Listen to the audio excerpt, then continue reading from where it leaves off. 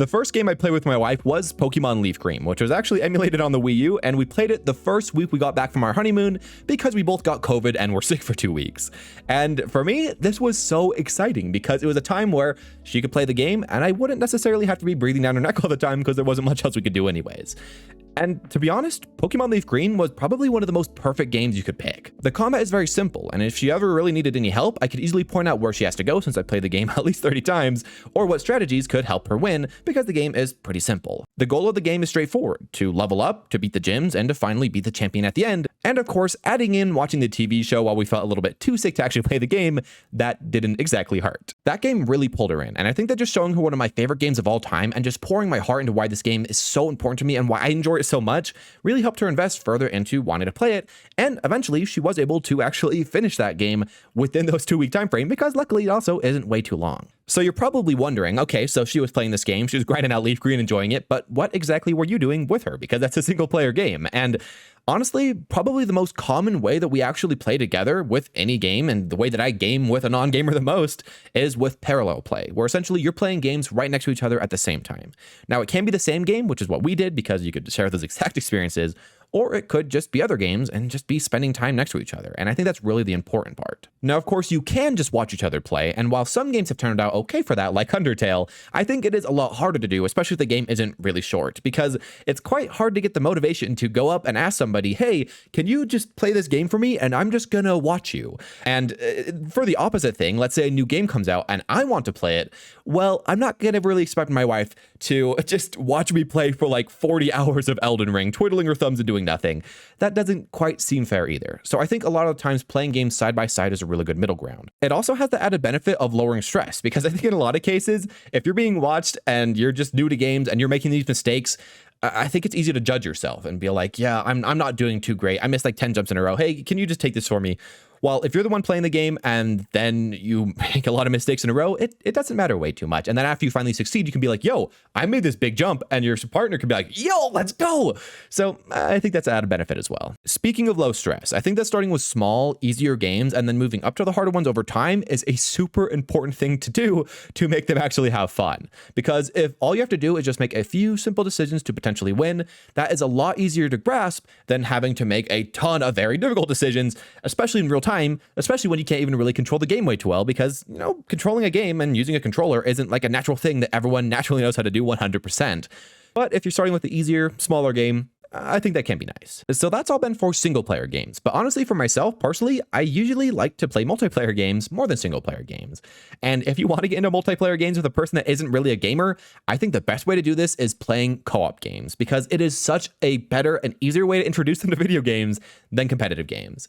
Because it's really hard to be like, hey, do you want to come and play Super Smash Bros. Versus me, where I have 3,000 plus hours and you basically have zero chance of ever winning at all unless I completely throw. Compare that to a more casual game like, Mario Wonder or Kirby's Epic Yarn, and yeah, you could see how playing those games would be a lot easier to introduce multiplayer with someone else, where you're working together and where you can carry them in any hard spots, than if you're trying to put each other down, which can eventually become fun, but early on I think is just a little hopeful. One of the perfect co-op introductory games that we played together was actually Stardew Valley, which I think is just such an amazing multiplayer game to play with someone else, because especially if you play it on like the Switch, you can actually play with, half the screen one player, half the screen a second player, and progress exactly side by side with, again, zero stress.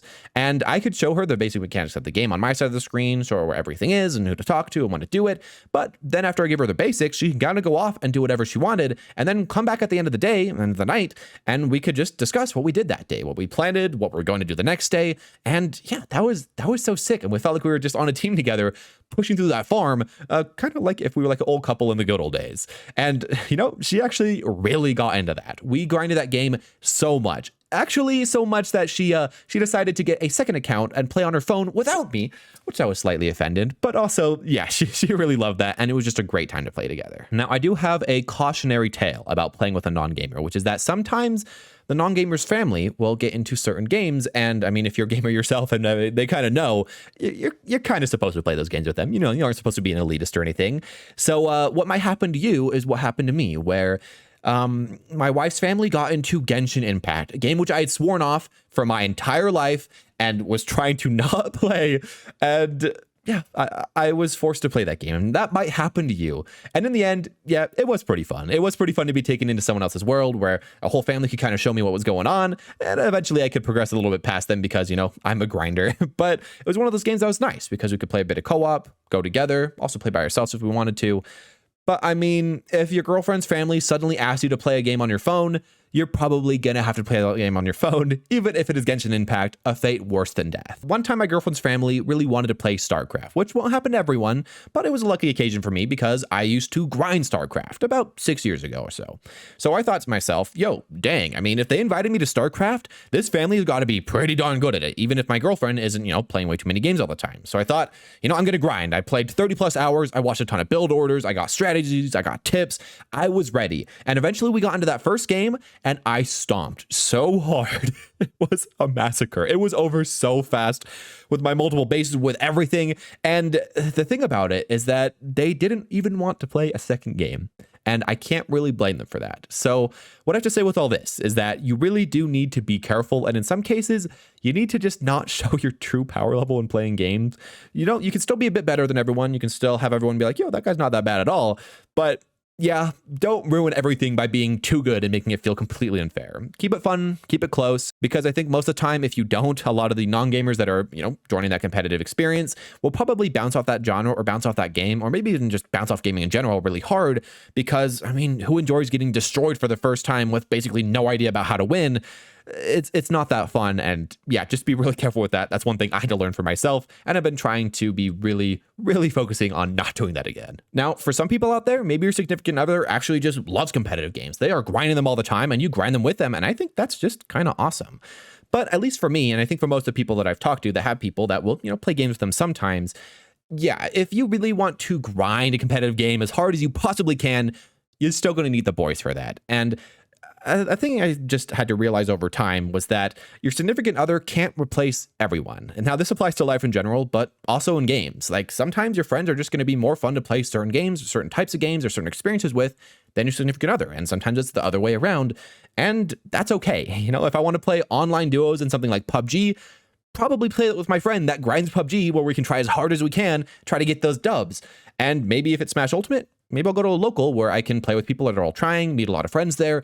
You can still play games with other people and you can still grow with games with other people. I just feel like you have to try to not force everything upon them because some things will stick, some things won't stick. And just playing what works for you, I think that's exactly what you have to do. About 3 months ago or so, my wife randomly got the desire to go out and play Skyrim. So she asked me to get that for her, put it up on the TV, get it on the Steam Deck, and off she went. And to be honest, that made me really want to download the game and join it as well. So I did that and we ended up playing side by side for hours. And, you know, just to be real, being able to talk to someone about our adventures as we're going on them, and especially because she was the one that wanted to start that adventure, that was an amazing feeling. And eventually just seeing her play stuff on her own and invite me into that, like, yo, what else could I even ask for? It was just like back in the days when I was playing Pokemon Leaf Green next to my friends, just enjoying myself and chatting. It is a bit different. Life is always a bit different, but it was still so awesome. Us gamers really like games. And if you clicked on this video, well, you're probably pretty darn deep into games. Kind of a self-report by clicking here. And I think marrying someone who isn't a hardcore gamer or just living with them or whatever you're doing made me really want to share my hobby because I spent so much time with them, but also made me have to kind of be careful to not be extremely annoying or extremely obnoxious because yeah, sometimes it's easy to push your hobby onto someone else a little bit too much. Gaming with a non-gamer is, at least for me, a lot different than I saw it online or than I saw it, you know, just in my own third eye. Or I thought that we'd be sitting next to each other every single day, playing games, grinding them out.